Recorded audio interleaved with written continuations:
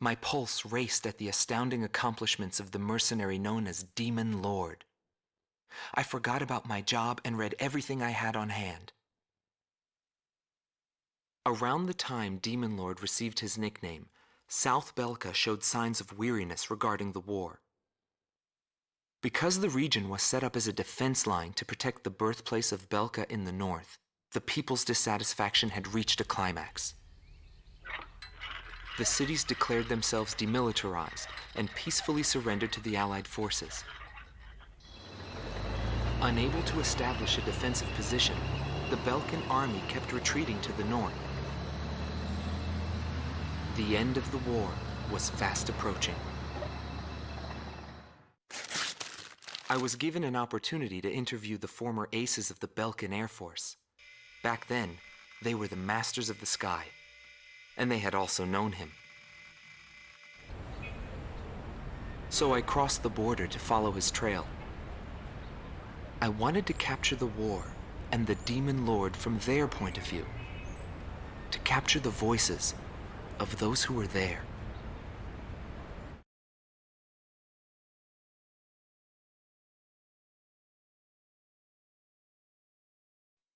Bernard Schmidt, a man with the eyes of an owl.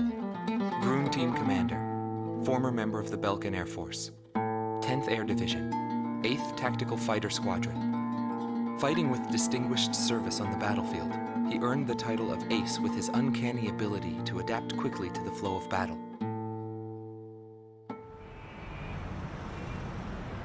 I had a bad feeling while I was flying towards the round table. Why were they having problems down in 2 mercenaries? I figured it was just temporary chaos and it'd be over by the time I got there. Pilots of the Belkan Air Force are true professionals, but when I saw the situation, I couldn't believe my eyes. I thought maybe my IFF was malfunctioning. There were still 2 enemies on the radar. Everyone else in my squadron had the same reaction. This is really happening. Every now and then, guys like that appear on a battlefield. Someone special, you know? I squinted my eyes and confirmed the situation. Checked the terrain, air currents, his plane, his maneuvers, and his remaining ammo. I figured I could do it. I knew what I was getting into, but he still outmaneuvered me beyond my expectation.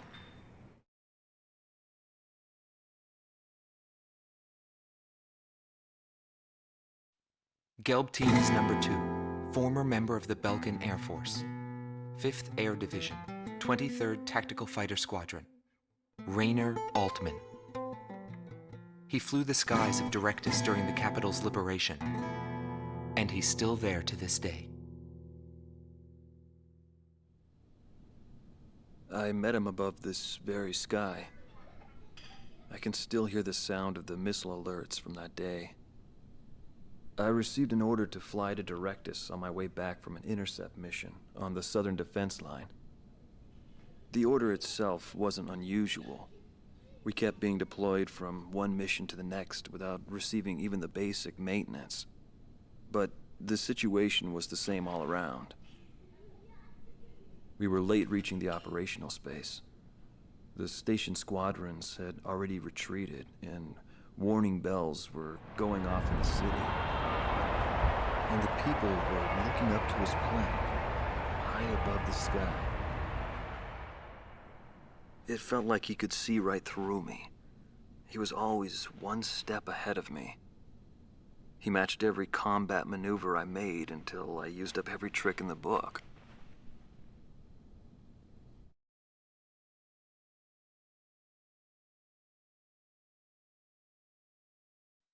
Schnee Team Commander, former member of the Belkan Air Force, 22nd Air Division, 4th Tactical Fighter Squadron, Eric Hillenbrand.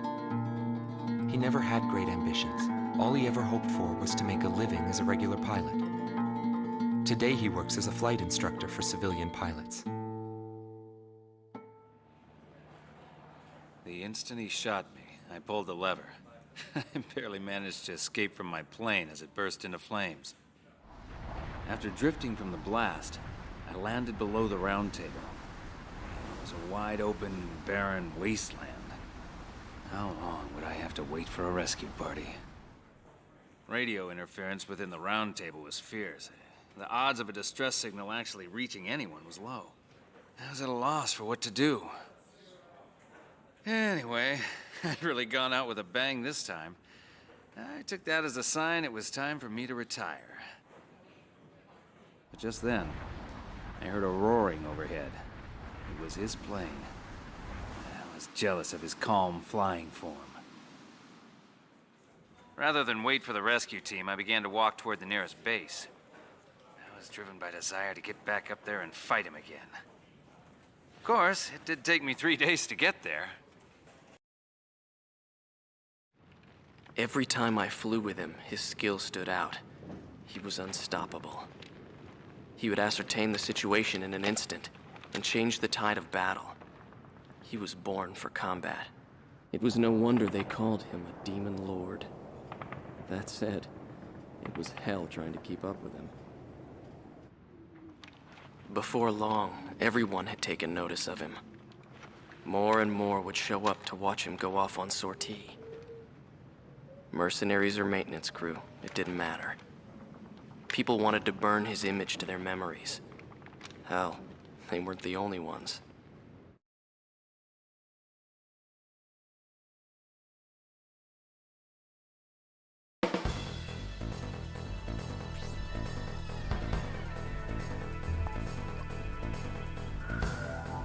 The Belkan forces are beginning to take flight. The industrial city of Hoffnung is crucial to the enemy's industrial strategy and the heart of its war productions. The Allied forces have decided that all Belkan war production must be stopped to expedite the end of the war, and has requested our participation in this operation. The operation will primarily involve the bombing of ground facilities by the Allied forces' bombers. Your mission is to support those bombers and attack enemy facilities. We have achieved near total air supremacy over the target area, but don't let your guard down. There may still be sporadic resistance.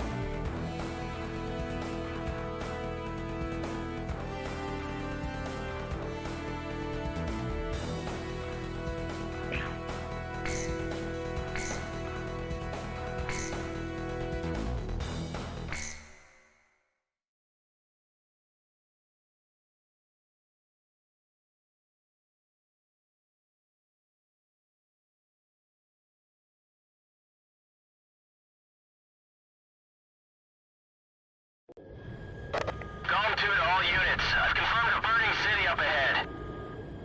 That must mean the bombing started. Cover the Allied bombers. Eliminate all ground and aerial threats. Let's move.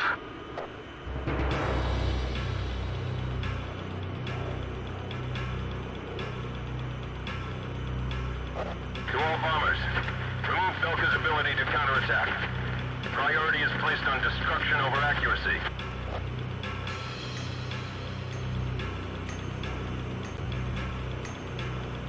Initiate bombing sequence. Drop them all. Turn it to ashes. That's not enough. Drop more bombs. I thought they were on a precision bombing mission. They're just tossing bombs all over the place. I'm out of here. The damage is too severe.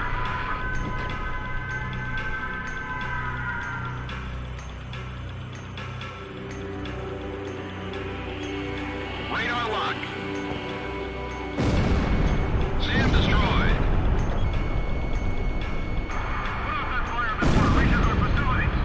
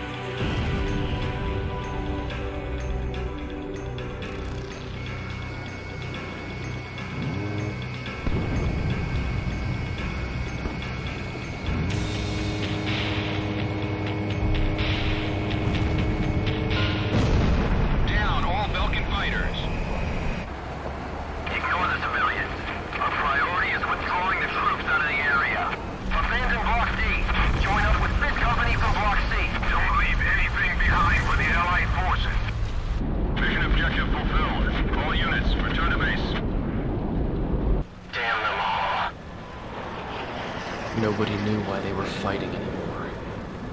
All I felt at that point was sadness for the world. That's why I...